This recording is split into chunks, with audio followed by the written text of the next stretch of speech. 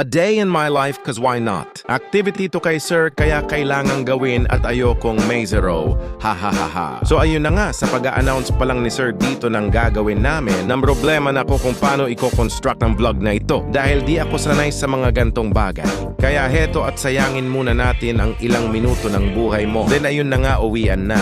Sinundo na ako ng aking pahinga. Ha ha ha ha, sabay ayon sinuutan niya na ako ng helmet at sinakal pa nga. Huy, apakalandi! Parang si Raulo ang potek, ha ha ha ha. Hanggang sa ayon nakauwi na kami. Salubong ang mga anak kong aso kahit walang pasalubong sa kanila. Sila ang aking support system sa pang-araw-araw na stress na nararamdaman ko, ha ha ha.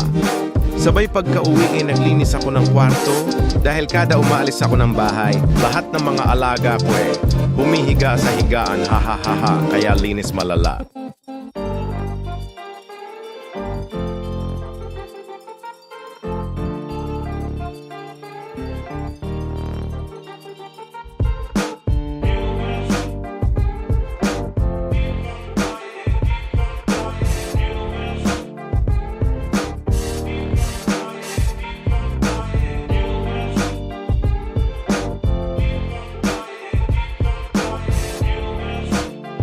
After that, naglaro na muna ako kasi deserve ko naman after ng isang buong araw na nakakapagod.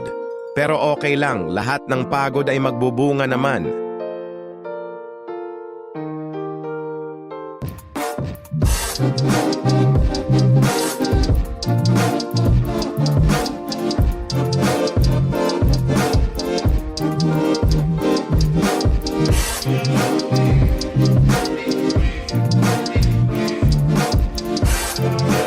Pero syempre, after maglaro, research naman, ha ha ha ha ha. What is pahinga po ano?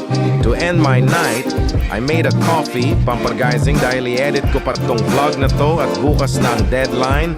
Bye!